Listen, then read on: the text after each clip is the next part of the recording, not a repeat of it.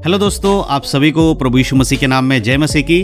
परमेश्वर के नाम की स्तुति और महिमा हो। फिर से मैं आप सभी का स्वागत करता हूं हमारे एक और नए वीडियो में। और मैं विश्वास करता हूं कि परमेश्वर ने आपको और आपके परिवार को सुरक्षित रखा है, संभाला है। दोस्तों, अक्सर मैं वीडियोस बनाकर आप लोगों को परमेश्वर के वचन के जो बातें हैं वो बताता हूं और मैं कोशिश करता हूं कि बाइबल की खरी शिक्षा आप तक पहुंचा सकूं। बाइबल जो कहती है एज इट इज़ उसी तरह आप लोगों को मैं समझा सकूं। इसके लिए मैं बहुत सारे वचनों को लेकर आपके सामने आता हूं और आपको बताता भी हूं वीडियो के माध्यम से कि एक मसीह व्यक्ति को किस प्रकार का जीवन जीना चाहिए।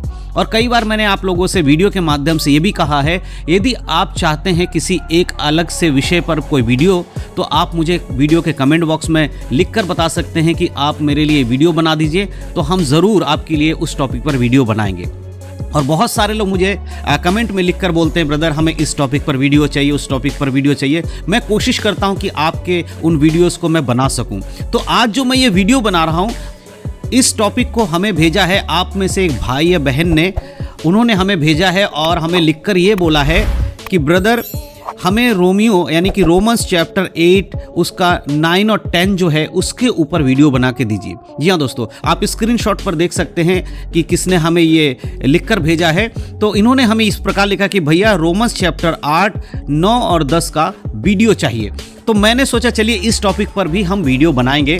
तो अगर आप चाहते हैं कि आपके बताए हुए किसी टॉपिक पर वीडियो बनाना है, तो आप भी इसी वीडियो के कमेंट बॉक्स में लिखकर दे सकते हैं, या हमारे किसी भी वीडियो के कमेंट बॉक्स में लिखकर दे सकते हैं कि आपको किस टॉपिक पर वीडियो चाहिए। तो आज हम खासकर इसी टॉपिक पर वीडियो बनाने वाले हैं। इसमें हम विशेष चीज़ों को सीखेंगे कि इस 2 आयत में यानी कि रोमियो 8 अध्याय उसके 9 और 10 आयत में परमेश्वर का वचन पौलुस के द्वारा क्या यहाँ पर हमें सीखने को मिल रहा है, क्या बातें हम यहाँ पर सीख पा रहे हैं, इस चीज़ को हम बहुत गहराई से समझेंगे। तो वीडियो को बड़े ध्यान से देखिएगा, क्योंकि आज आपको बहुत सारी बातें यहाँ से समझ में आने वाली हैं। ठीक है, तो चलिए दोस्तों, ज़्यादा देर नहीं करते हुए आज के इस वीडियो को हम सब मिलकर शुरू करते हैं। तो दोस्तों, जैसे कि हमने जाना कि आज हम बात करने वाले हैं रोमन्स चैप्टर 8 उसके वर्स 9 और 10। तो यहाँ पर सबसे पहले हम वचन को पढ़ लेते हैं कि क्या लिखा है और फिर हम इस पर डिस्कस करेंगे इसका मतलब क्या है। तो यहाँ पर 9 आयत में इस प्रकार लिखा है, परंतु जबकि परमेश्वर का आत्मा तुम में बसता है तो तुम शारीरिक दशा में नहीं परंतु आत्मिक दशा में हो। यदि किसी में मसीह का आत्मा नहीं तो वह उसका जन नहीं। दोस्तों, यहां साफ रीति से वचन हमें समझाता है। आपको मैं अगर बताऊं तो परंतु यानी कंडीशन लगाकर दी जा रही है, बात एक शर्त के साथ। अगर आपके अंदर परमेश्वर का आत्मा है तो ही आप मसीह के साथ जीवन जी रहे हैं, है ना। साफ रीति से यहां पर लिखा गया है, परंतु अगर परमेश्वर का आत्मा तुम में बसता है तो तुम शारीरिक दशा में नहीं परंतु आत्मिक दशा में हो। आज बहुत सारे लोग यीशु मसीह पर अपना विश्वास तो ला चुके हैं। बहुत सारे लोग ये कहते हैं कि हम यीशु मसीह पर विश्वास करते हैं, लेकिन मैं उनसे पूछना चाहता हूं, क्या आपके अंदर परमेश्वर की आत्मा है? क्या आपके शरीर में परमेश्वर की आत्मा का काम होता है? अगर एक और वचन हम पढ़ते हैं, पहला कुरिन्थियों के पत्र उसका 6 अध्याय और उसका अगर हम 19 आयत पढ़ते हैं, यहाँ पौलुस साफ रीति से कहता है, क्या तुम नहीं जानते कि तुम्हारी देह पवित्र आत्मा का मंदिर है जो तुम में बसा हुआ है और तुम्हें परमेश्वर की ओर से मिला है और तुम अपने नहीं हो। क्या लिखा है यहाँ? पौलुस कहता तुम अपने नहीं हो। जब एक व्यक्ति प्रभु यीशु मसीह पर विश्वास कर लेता है, उसके बाद वो बपतिस्मा लेता है, यानी कि वो मृत्यु का बपतिस्मा ले रहा है, यीशु मसीह की मृत्यु का। क्योंकि हम ये विश्वास करते हैं कि हमारे पापों के लिए प्रभु यीशु मसीह मारा गए, और जब हम यीशु मसीह पर विश्वास लाते हैं तो हमारा शरीर भले ही पाप का शरीर है, लेकिन हम उसी दिन पाप के लिए मर जाते हैं। हम मसीह की देह के समान मर जाते हैं। अब हमारे अंदर मसीह की आत्मा यानी पवित्र आत्मा के काम होने चाहिए। पवित्र आत्मा की चीजें हमारे जीवन में होंगी, तभी हम उस चीज को समझ पाएंगे जो इस वचन में लिखा है कि परंतु परमेश्वर का आत्मा तुम में बसता है। जो व्यक्ति मसीह के वचन में चलेगा उसके जीवन में पवित्र आत्मा का वास होगा। आज बहुत सारे लोग आपको पवित्र आत्मा से भरे हुए दिखेंगे, बोलेंगे हमारे अंदर पवित्र आत्मा का काम है, पवित्र आत्मा हमसे बात करता है, पवित्र आत्मा में भविष्यवाणी करने के लिए कहता है। लेकिन मेरे प्रियो, यहाँ बहुत सारी बातें झूठी होती हैं, क्योंकि पवित्र आत्मा केवल उसी में बस सकता है जिसके अंदर परमेश्वर के जो मृत्यु है, यीशु मसीह की मृत्यु का बपतिस्मा लेकर एक पवित्र जीवन जीने की चाह है, और वचन के अनुसार जो चलता है उसी के जीवन में पवित्र आत्मा होगा, उसी के जीवन में पवित्र आत्मा का काम होगा। हर किसी के जीवन में पवित्र आत्मा नहीं होगा। इसीलिए पौलुस यहां साफ रीति से कह रहा है कि तुम अब शारीरिक दशा में नहीं हो। आज आपको यह देखना होगा, रोमियो 8 अध्याय के 9 आयत के अनुसार, क्या आप शारीरिक दशा में जीते हैं? आज भी आपके जीवन में वो सारे काम हैं जो पहले आप किया करते थे यीशु मसीह में आने से पहले। आप गंदे बातें, गंदी चीजें, गंदी बातें करके लड़ाई झगड़ा, जो भी आपको पाप की चीजें, क्या आज भी आपके जीवन में है? अगर वो है तो आपका उद्धार कहां हुआ है?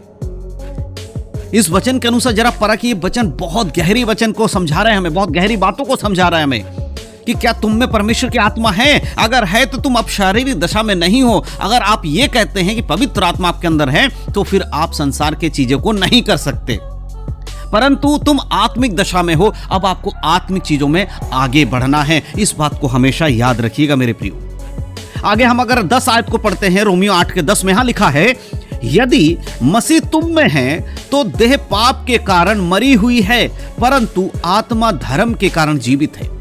दो चीजों को हमें बहुत सावधानी के साथ समझना है। हमारा शरीर और आत्मा दोनों अलग अलग चीजें हैं। हमारे शरीर का तो पाप में नाश होना जरूरी है। आज जिस शरीर में आप जीते हैं ये पाप का शरीर है। चाहे आपने यीशु मसीह को ग्रहण कर लिया हो तो भी आपका शरीर पाप का शरीर है, इसे तो मिटना ही होगा। और मसीह के कारण हमारी देह पाप के कारण मरी हुई है, क्योंकि हम मसीह में हैं। तो जिस प्रकार यीशु मसीह मृत्यु में गए और उनको कब्र में डाला गया, उसी प्रकार उस विश्वास के साथ हम यीशु मसीह पे जब विश्वास करते हैं, हमारा शरीर की मृत्यु हो चुकी है। बपतिस्मा के बाद हम ये कहते हैं हमारा शरीर मर गया है। अब हमने इसको पानी में जब बपतिस्मा लेते हैं हम कहते हैं दबा दिया, दफना दिया है। अब हम शरीर के लिए काम नहीं करेंगे, परंतु हम धर्म के काम, यानी धार्मिकता के काम। धर्म के काम मतलब किसी जाति धर्म से बात नहीं होती है। बाइबल जब भी धर्म की बात करती है, यीशु मसीह के कार्यों की बात करती है, क्योंकि धार्मिकता सिर्फ यीशु मसीह में है। उसके कामों को जब हम करते हैं उसी को धर्म का काम कहा जाता है। यानी यीशु के वचन के अनुसार चलने वाला व्यक्ति, धार्मिक व्यक्ति धर्म के काम करता है। जब हम ऐसे जीवन जीते हैं जो यीशु मसीह के अनुसार है, तब हम एक आत्मा को जीवित रखने वाले व्यक्ति बनते हैं। तब हमारी आत्मा धर्म के कारण जीवित होती है। तो इन दो वचन सबसे ज्यादा जरूरी यही है समझने वाली बात, कि अब आप संसार के लिए नहीं हैं, आपके अंदर परमेश्वर का आत्मा का वास होता है। और ये परमेश्वर का आत्मा का वास तभी आपके अंदर होगा जब आप अपने आप को उसके हाथों में समर्पण करेंगे। बपतिस्मा लेकर बाहर आ गए और आपको ये लगा कि बस सब कुछ खत्म हो गया? नहीं जी, बपतिस्मा लेकर बाहर आने के बाद ही आपका असली जीवन शुरू होता है, पवित्रता का जीवन शुरू होता है। जब आप उस पे चलते हैं तभी आपको सच्चाई के साथ परमेश्वर आगे बढ़ाते रहते हैं। इसलिए 2 आयत जो आप लोगों ने पूछा था वो यही है, परंतु जब परमेश्वर का आत्मा तुम में बसता है, यानी हमारे अंदर बसता है, तो हम अब संसारिक दशा में नहीं हैं। यानी संसार के काम काज हमारे लिए अब नहीं है, रीति रिवाजें हमारे लिए नहीं है, तीज त्योहार जो होते संसारिक बातें वो हमारे लिए नहीं है। तो हम शारीरिक दशा मर चुके हैं। यदि किसी में मसीह का आत्मा नहीं, अगर परमेश्वर की आत्मा आपके अंदर नहीं है, तो आप क्या हैं? उसका जन नहीं है, मसीह के लोग नहीं है। अगर परमेश्वर का काम आपके अंदर नहीं है तो आप मसीह के लोग नहीं हैं। यदि मसीह तुम में है तो देह का पाप के कारण मरी हुई। अगर मसीह हमारे अंदर है तो हमारा शरीर तो मरा हुआ शरीर है। फिर मरे हुए शरीर का हम कैसे उसको इस्तेमाल कर सकते हैं, उसके कामों को कैसे कर सकते हैं?